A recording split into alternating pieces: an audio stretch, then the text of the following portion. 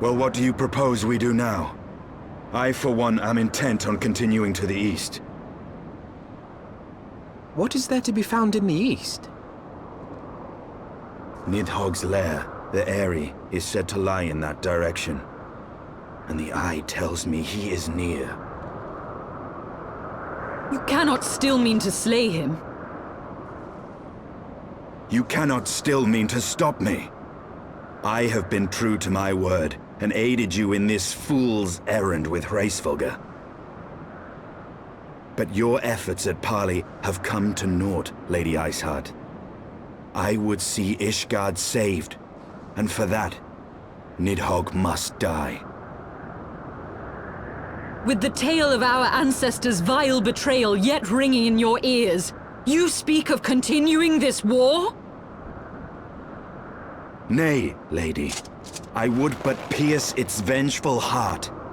When Nidhogg dies, this war shall die with him. A moment, Estinian. You yourself spoke of the Great Worm's strength, that you believed him powerful enough to raise your city to the ground. How then are we few to challenge him? Even behind the stout walls of Ishgard, with an army of knights manning the defenses, our victory would be hard won. Yet you propose to contend with the beast in his own lair. In close combat, this will afford us an advantage. And with two Azure Dragoons working in unison, who can say what might be possible? But such speculation is meaningless if we cannot even find the worm. Our first task must be to seek out Nidhogg's lair. The story of this nation grows bloodier by the moment. Must death always be answered with more of the same? Such is the way of things, I fear. I shall consider it a miracle if mine armor is not stained crimson ere this conflict is ended.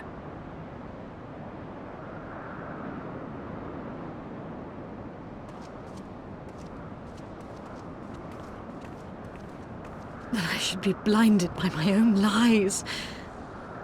Everything I believed, everything I thought I was, gone. All gone. Leave her. Your words will not reach her now. And we have not the time to wait for her to gather up the pieces of her shattered faith.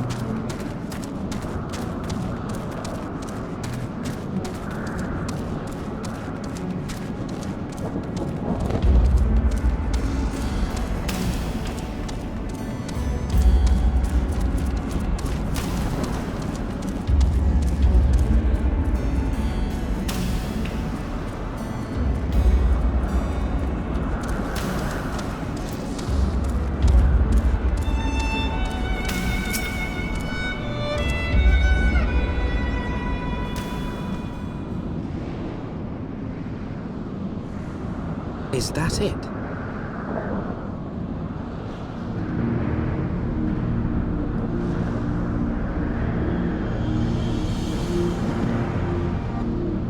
Aye, that would be the Eyrie. I feel Nidhogg's presence through the eye, his caustic hatred gnawing at my soul. 'Twould seem the death of his consort has put him on guard. Mark how he wards his lair with tempestuous winds.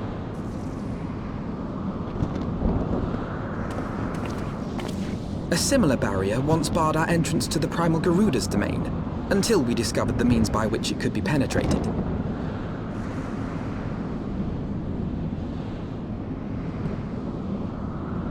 Mayhap it is time we called upon Master Garland.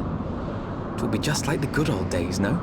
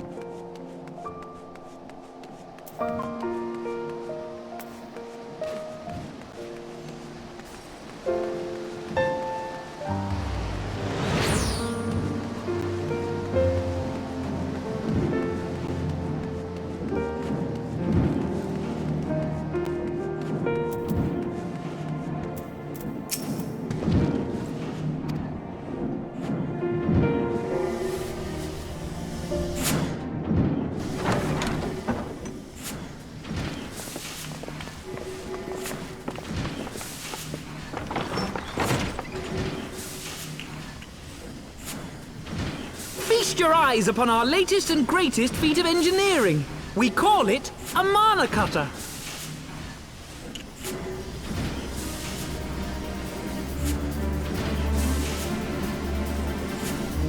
After you put down Gaius, Wedge and me struck out on our own for a bit, and started work on the successor to the tiny Bronco. Impressive little thing, isn't she? My talent for ship design has plainly rubbed off on them.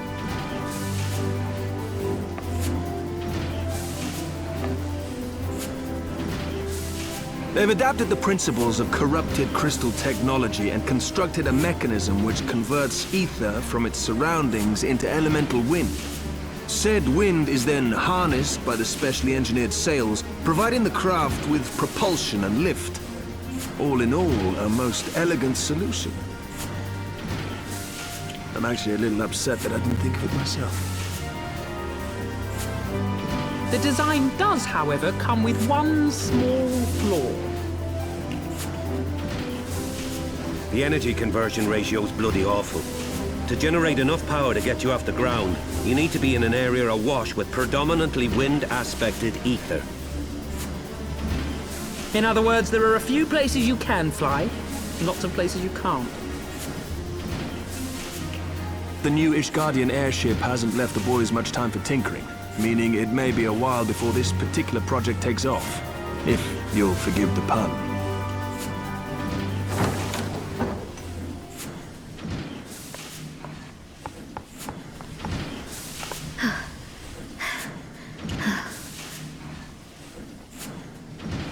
Tataru, what's happened? I've been looking all over for you. There's been word from Aldar.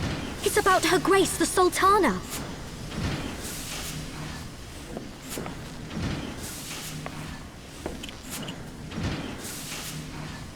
It seems you're required elsewhere. Leave the mana cutter with us. We'll see that she's airworthy and suitably equipped to slice through those winds.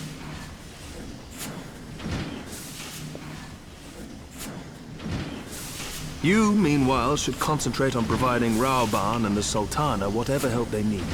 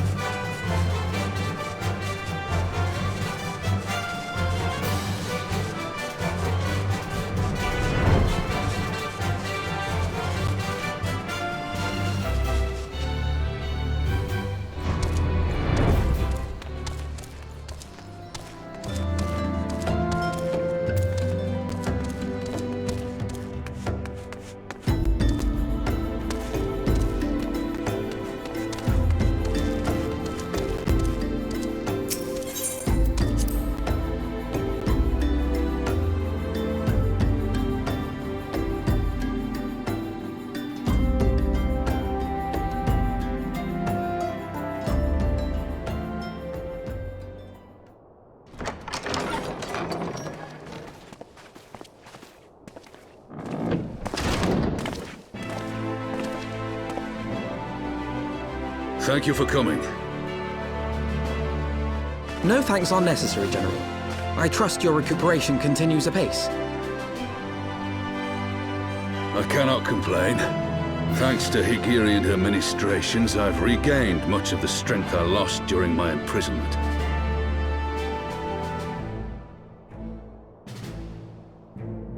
I gather you have made progress in the search for Her Grace. Aye, some good fortune at last. A few days past, Dulala informed us that a sizable shipment of alchemical supplies had been delivered to the palace.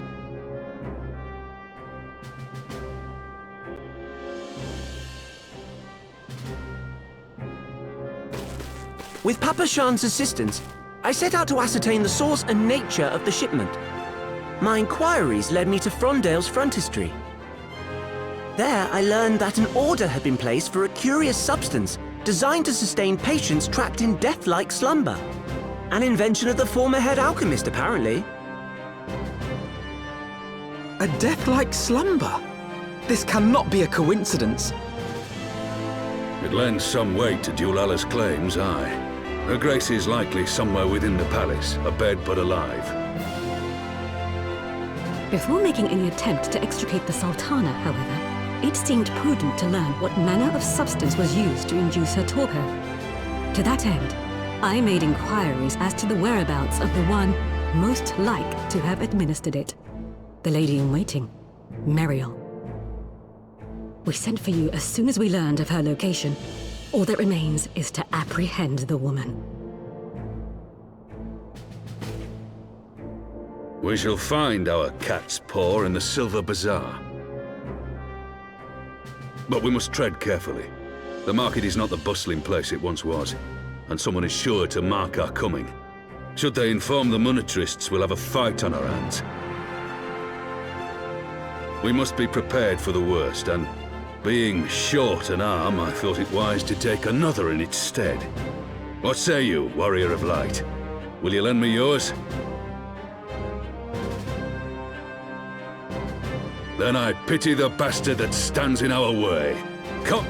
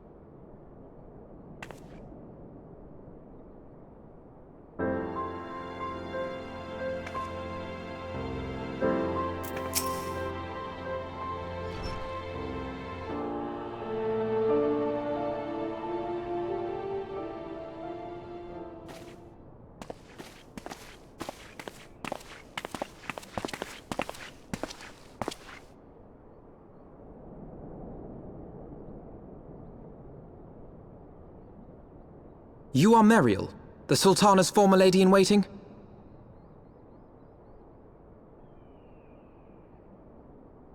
I know no one of that name. Pray excuse me.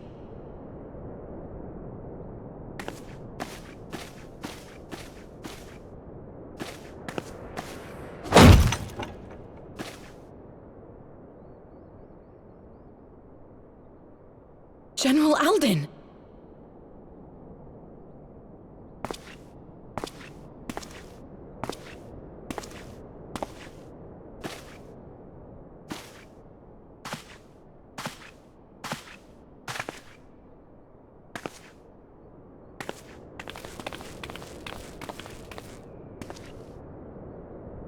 We will have the truth from you, girl.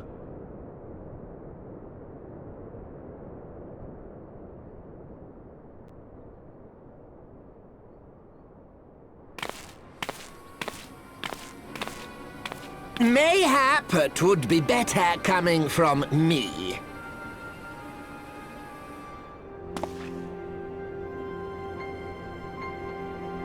Lolorito, you'd best talk fast.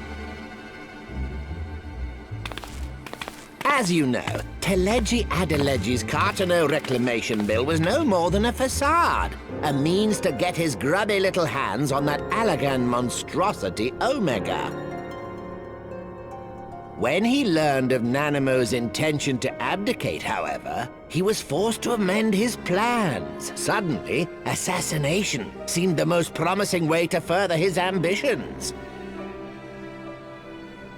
I am told Teleji had discovered a maid in whose veins ran the blood of House Thorn, a new, more pliable puppet to sit the throne. 'Twould have caused an uproar, of course, but few could have contested her claim.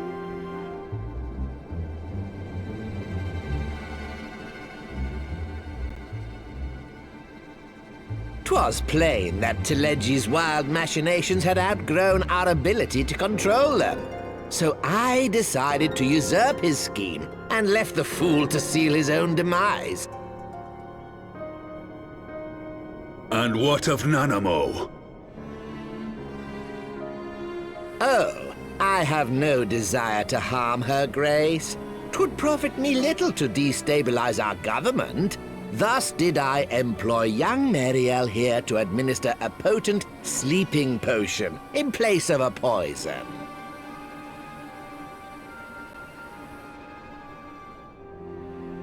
You should know, General, that your dear friend Ilberd was fully aware of my plan. I had him lie about the assassination as a means to prime your rage against Teleji. We weren't entirely sure how you would react, but things went rather better than expected.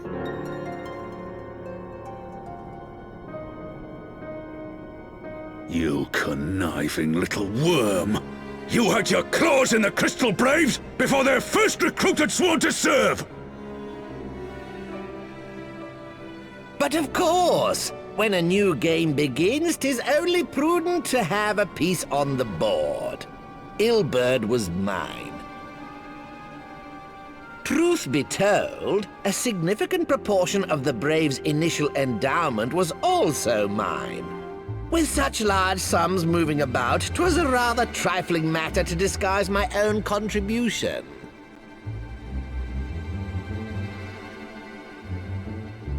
Ah, Ilberd. I secured his services with a promise to support his cause once my authority had been solidified. I swear, the man thinks of naught but prizing Alamigo from the grasp of the Empire. Unlike you, General, the poor fellow seems quite unable to forsake the land of his forefathers. Mayhap that's why he called you a traitor to your people and a disgrace to your homeland, amongst other things. What was it he always compared you to? Oh, yes, an overgrown lapdog begging for scraps at the Sultana's table. Oh, how we laughed. Alas, Ilbert's entertaining little outbursts eventually gave way to wearisome tirades, and the zealous brute became rather unruly. I had no wish to see you executed, you understand, but he would not take no for an answer. Rest assured, his employment with me has long since ended. Which brings us neatly to the present. What say you, General? Both you and the Sultana are alive. We have one corpse and one fugitive, and preparations have been made to restore your good name. Shall we cry quits and start again with a blank ledger? The hells we will! Do you honestly expect me to forgive and forget? After all you've done? You're guilty of high treason! Stay your blade, Master Alden. You yourself are not innocent. Or have you forgotten your own crime in executing Teledji Adeledji without trial? Though you acted out of loyalty to the Sultana, such deeds are in violation of both the word and spirit of the law.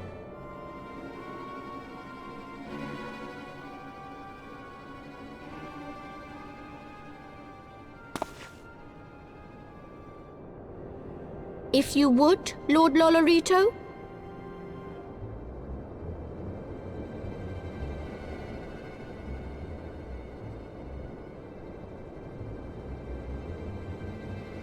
This potion will wake the Sultana from her slumber. Consider it a gesture of conciliation. You will find Her Grace resting comfortably within her private chambers. Should you doubt my word, I shall willingly accompany you to the palace as your hostage.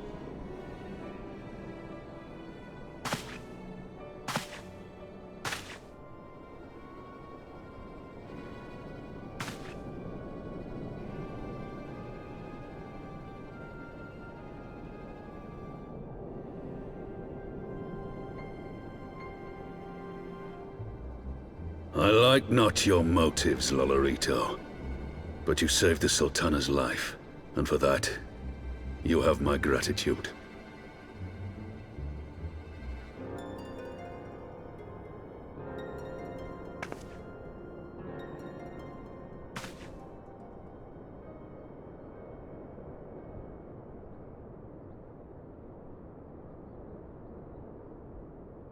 Rauban Aldin, you are hereby reinstated as General of the Immortal Flames. The citizens of Ul'dah shall once more be united under Nanamo Ul'Namo, and together we shall usher in a new age of prosperity.